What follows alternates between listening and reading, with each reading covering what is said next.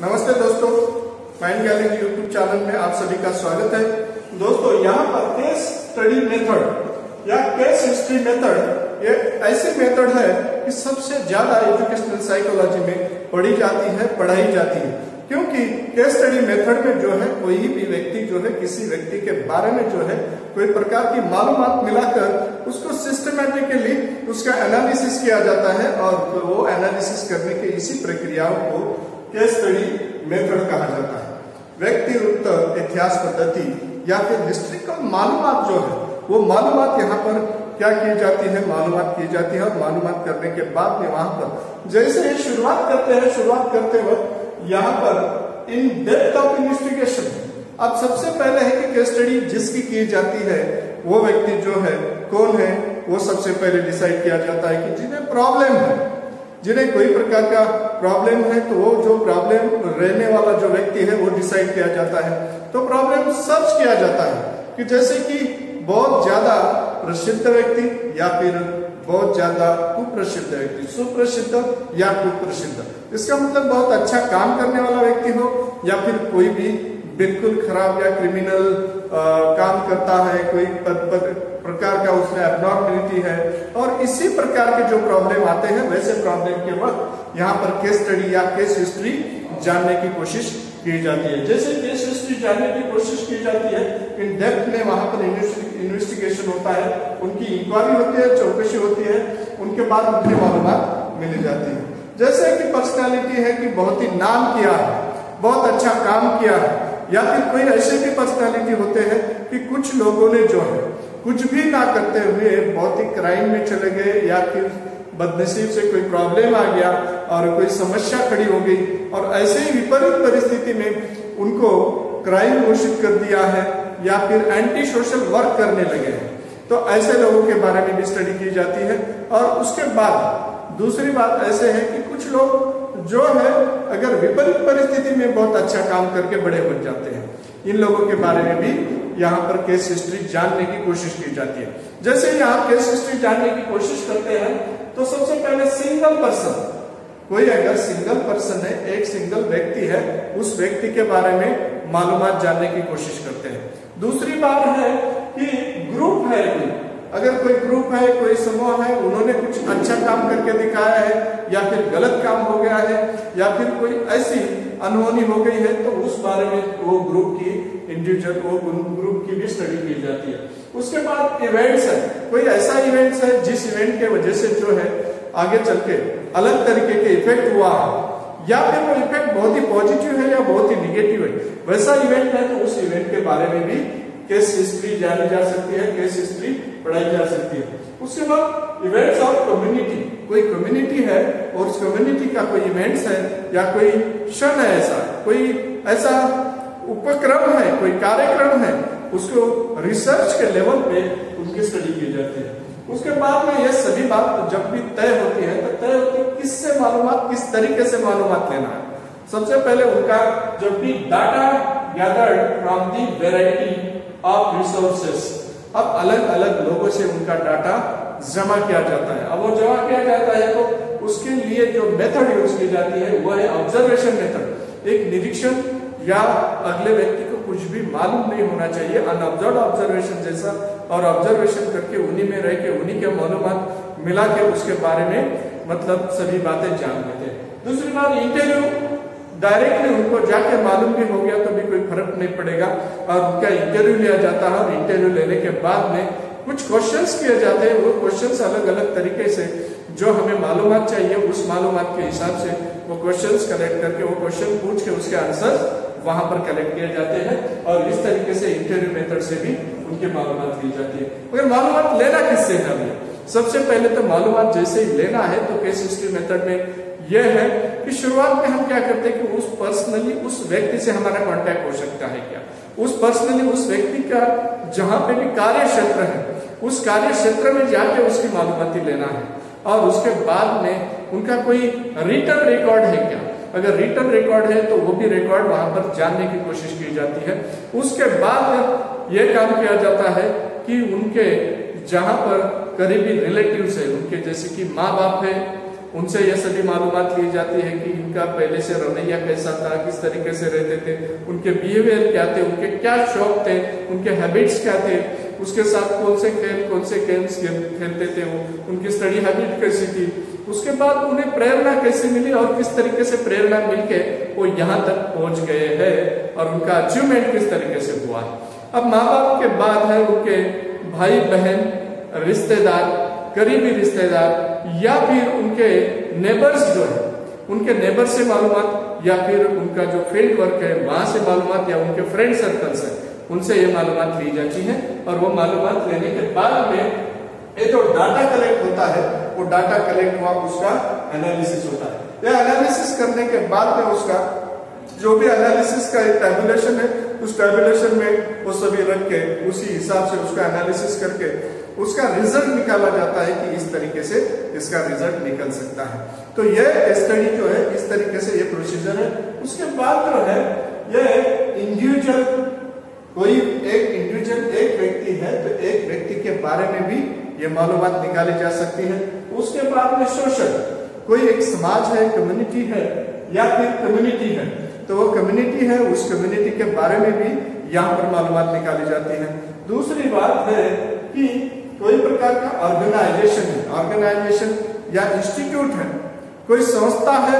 कोई प्रकार का ट्रस्ट है, अगर वो काम कर रहा है, संस्था काम कर रहे हैं, ट्रस्ट काम कर रहा है, कोई चैरिटी काम कर रही है, तो वैसे जगह पे जाके वहां पर भी उसके टोटल मालूमात और सेट ऑफ इंडिविजुअल्स, कोई अगर व्यक्तियों का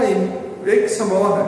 ग्रुप है या फिर उस तरीके के ग्रुप में भी जाके वहां पर मालूमात ली जाती है और वो मालूमात लेके वहां पर उसका एनालिसिस किया जाता है। उसके बाद इवेंट्स है, उसके बाद रोल्स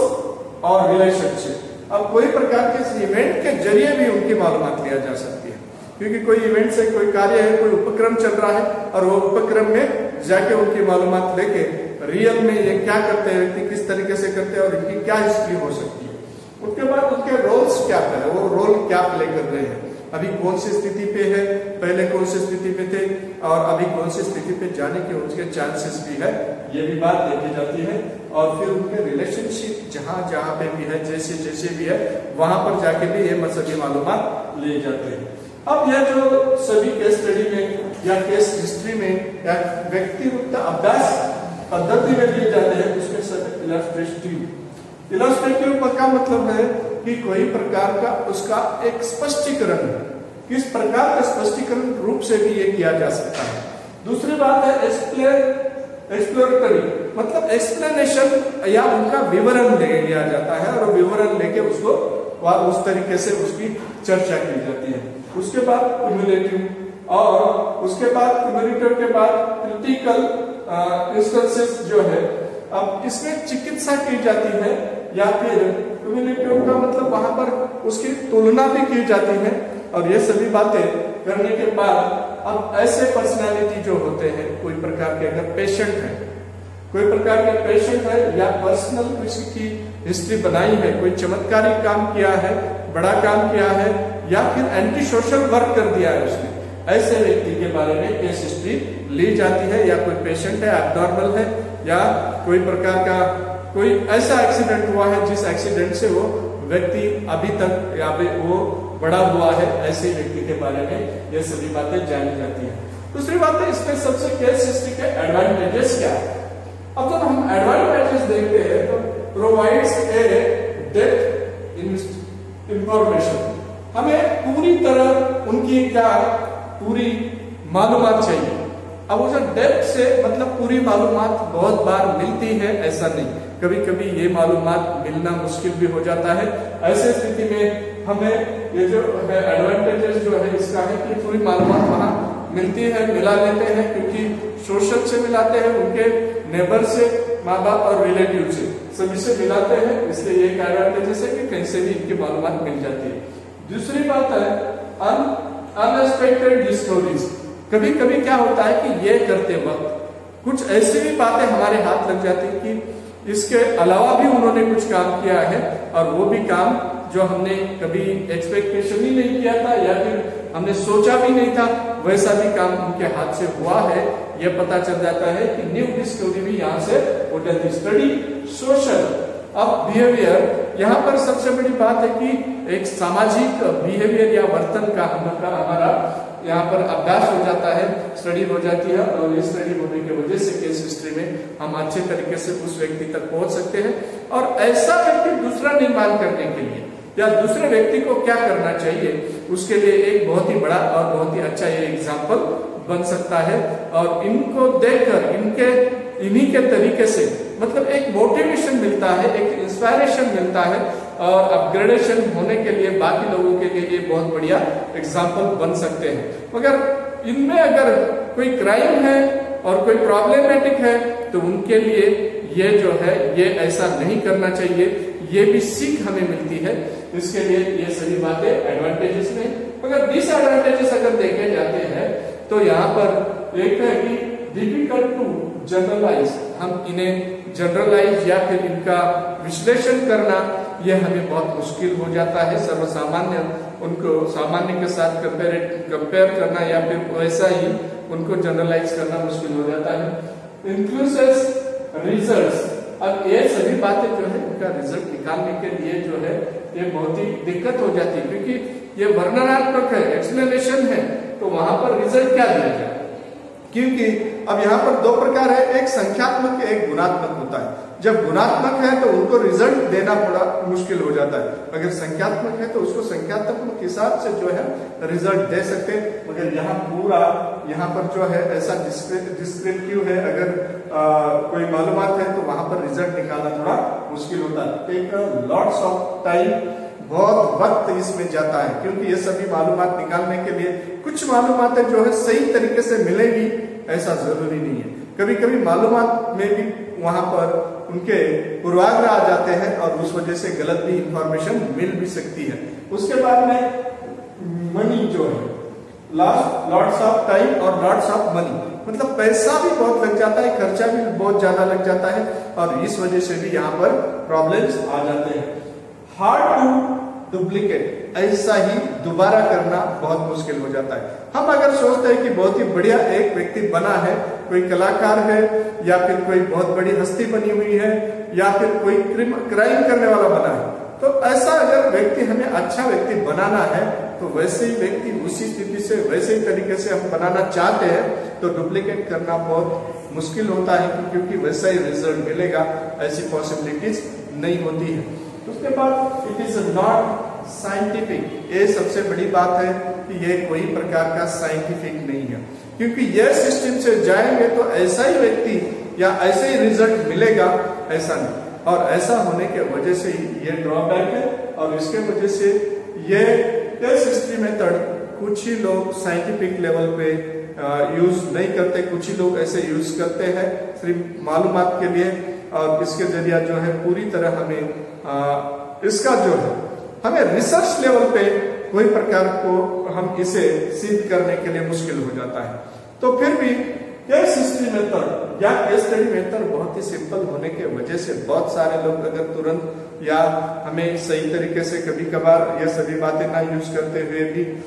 मिलानी पड़ती है, तो वैसे वक्त में केस हिस्ट्री मेथड यूज करके पढ़ाई की जा सकती है। दोस्तों, अभी तक आपने बहुत ही अच्छी तरीके से इस सब्जेक्ट को समझ लिया है। इसी तरीके से समझने के लिए और इसके आगे के भी एपिसोड आप देखते रहिए। नमस्ते।